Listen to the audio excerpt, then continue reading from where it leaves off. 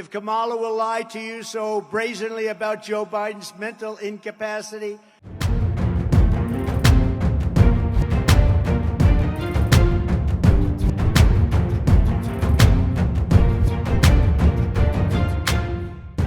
America అధ్యక్ష ఎన్నికల్లో మాజీ అధ్యక్షుడు రిపబ్లికన్ పార్టీ అభ్యర్థి డొనాల్డ్ ట్రంప్, దేశ ఉపాధ్యక్షురాలు డెమోక్రటిక్ పార్టీ నేత కమలా హ్యారిస్ మధ్య మాటల యుద్ధం కొనసాగుతోంది.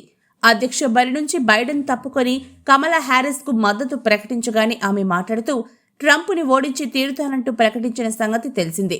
ట్రంప్ ఎలాంటివాడో తనకంటే ఎవరికి ఎక్కువ తెలియదని విమర్శించారు. మహిళలను వేధించే వేటగాడు, వినియోగదారులను మోసం చేసే కేటుగాడు అంటూ తీవ్ర పదజాలంతో ఆమె విరుచుకుపడ్డారు.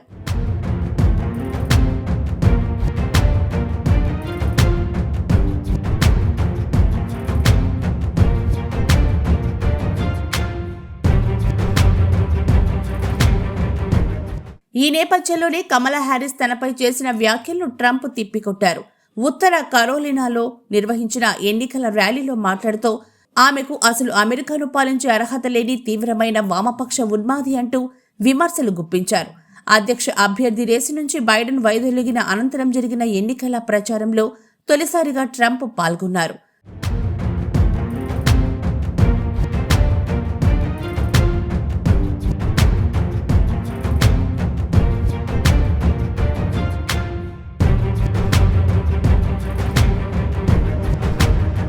మూడున్నర సంవత్సరాలుగా బైడెన్ ప్రతి వైఫల్యం వెనుక కమలా హ్యారిస్ ఉన్నారని ట్రంప్ విమర్శించారు.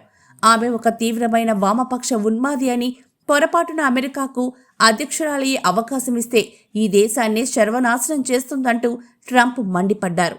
ఈ ప్రసంగంలో కమలా హ్యారిస్ పేరును ట్రంప్ ఏకంగా 45 సార్లు ప్రస్తావించడం గమనార్హం. అయితే ట్రంప్ విమర్శలపై డెమోక్రటిక్ పార్టీ నేతలు మండిపడుతున్నారు. కమలా హ్యారిస్ అధ్యక్ష అభ్యర్థి అవుతుందంటేనే ఆయన తట్టుకోలేకపోతున్నారని, ఇక ఆయనపైన గెలిచి అమెరికా అధ్యక్షురాలైతే ట్రంప్ పరిస్థితి ఎలా ఉంటుందోనని ఎద్దేవా చేస్తున్నారు. if Kamala will lie to you so brazenly about Joe Biden's mental incapacity, then she will lie to you about anything. She can never, ever be trusted. She can't be trusted. And just like crooked Joe Biden, Kamala Harris is unfit to lead. She's unfit to lead.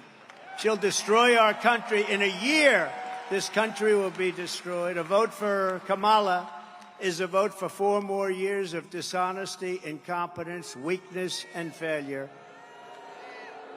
Other than that, she's doing an excellent job.